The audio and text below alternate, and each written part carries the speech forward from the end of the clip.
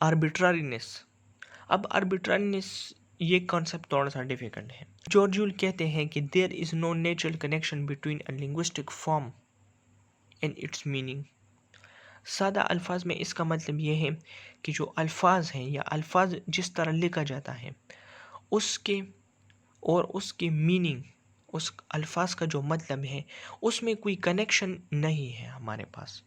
कि अगर एक लफ्ज़ जिस तरह लिखा गया है तो उससे हम ये बात साबित नहीं कर सकते कि इसका मतलब ये है। This connection is arbitrary. और ये जो कनेक्शन होता है ये रैंडम होता है। आर्बिट्ररी का मतलब है रैंडम। मिसाल के लिए हमारे पास एक अरबिक वर्ड है कल्ब। इस कल्ब का मतलब है डॉग, लेकिन हम इसके जो लिंग्विस्टिक फॉर्म है, ये जिस तरह से लिखा गया है, हम इससे ये गेस नहीं कर सकते कि इसका मतलब जो है तो वो डॉग है।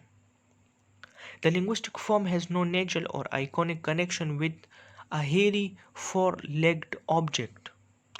कि इस अल्फाज से हम ये इंफॉर्मेशन नहीं निकाल सकते कि इसका मतलब जो है तो वो एक हेरी, एक बालों वाला, चार पाँव वाला एक ऑब्जेक्ट है या एक एनिमल है। This relation between words and object is describe as arbitrariness. और इस कनेक्शन को हम आर्बिट्रारीनेस कहते हैं, जो कि रैंडम कनेक्शन है, जो कि एक फिक्स कनेक्शन नहीं है या एक स्पेसिफिक कनेक्शन। अब हमारे पास कुछ मौके होते हैं जिसमें हम वर्ड्स को इस तरह लिख सकते हैं जिसमें वो उस कॉन्सेप्ट को डिस्क्राइब करते हैं या वो अपनी मीनिंग को क्लियर करते हैं। हमारे पास एक वर्ड है बाल। तो बाल जो है तो वो एक राउंड चीज़ होती है, लेकिन अगर हम इस वर्ड को एक राउंड फॉर्म में लिख लें, जैसा कि इस तरह यहाँ पे लिखा गया है, लेकिन it only emphasizes the arbitrariness of connection that normally exists between a word and its meaning। इस पॉइंट का मतलब ये है कि यहाँ पे जो arbitrariness है तो ये arbitrariness of the connection है, क्योंकि हमने उस वर्ड को इस तरह लिखा है कि वो उस कॉन्सेप्ट को या उस मीनिंग को वो डिस्क्राइब कर रहा है या डिपिक्ट कर रहा है। फॉर एग्जांपल फाल का मतलब है गिरना, तो अब यहाँ पे फाल को इस तरह लिखा गया है कि ये एल जो है तो ये नीचे गिर रहे हैं। अब स्मॉल को जो है तो बहुत ज़्यादा स्मॉल लिखा गया है। इस तरह टाल को लंबा लिखा गया है और वाल को जो है तो इस शेप में लिखा गया है जिससे वो एक वाल को डिपिक्ट कर रहा है। There are some words that seem to echo the sounds of activities और ऑब्जेक्ट्स। एको का यहाँ पे मतलब है रिपीटिंग।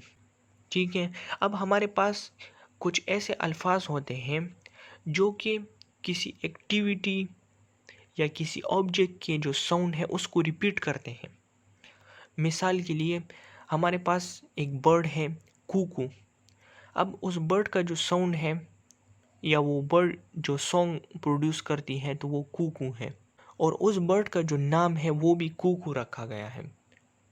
ठीक है, तो उसके नेम और उसकी जो साउंड है उसमें कनेक्शन है।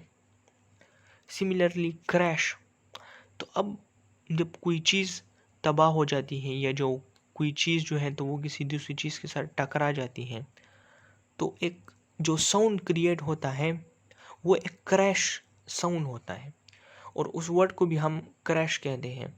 सिमिलरली हमारे पास जो है तो स्लर्प और स्क्वेल्च है। जो स्लर्प और स्क्वेल्च साउंड है तो ये साउंड उस वक्त क्रिएट होते हैं जब कोई बंदा कोई चीज़ ड्रिंक करता है। मिसाल के लिए अगर कोई वाटर ड्रिंक कर रहा है तो एक स्लर्प सा साउंड क्रिएट होता है। तो उस एक्टिविटी को डिस्क्राइब करने के लिए जो वर्ड है तो वो भी स्लर्प है। इस फिनोमेना को हम ओनोमेटोपोइया कहते हैं। ठीक है, क्योंकि इसमें जो साउंड होते हैं वो जो एक्टिविटीज़ होते हैं उसको इको करते हैं या उसको रिपीट करते हैं। In the case of majority of animals, there does appear to have a clear connection between the conveyed message and signals used to convey it। Animal के केस में हमारे पास क्लियर कनेक्शन होता है बिटवीन द कन्वेड मैसेज, जो message convey किया जाता है, और जो सिग्नल होता है। अब ये हमारे पास क्यों होता है? क्योंकि एनिमल के केस में हमारे पास लिमिटेड सेट ऑफ कनेक्शन होते हैं या सिग्नल होते हैं, और वो उन कनेक्शंस हो या उन सिग्नल्स को कम्युनिकेशन के लिए इस्तेमाल करते हैं। इसलिए एक सिग्नल के दरमियान और उस सिग्नल का जो मीनिंग है उसमें क्लियर कनेक्शन होता है। Each variety of animal communication consists of a limited set of vocal और gestural forms कि एनिमल का जो कम्युनिकेशन सिस्टम होता है उसमें हमारे पास या तो कुछ वोकल फॉर्म्स होते हैं, कुछ आवाज़ें होती हैं, या जेस्ट्रल फॉर्म्स, जैसा कि हनी बी के केस में हमारे पास डांस है। They are use in specific times, for example finding a mate. और ये सिग्नल जो है, तो ये हर एक सिग्नल जो है तो एक ख़ास काम के लिए इस्तेमाल होता है। मिसाल के लिए फाइंडिंग मेट, साथी की तलाश के लिए एक ख़ास सिग्नल होता है। इस तरह हनी बी के केस में जो फूड होता है उसको तलाश करने के लिए डांस होता है।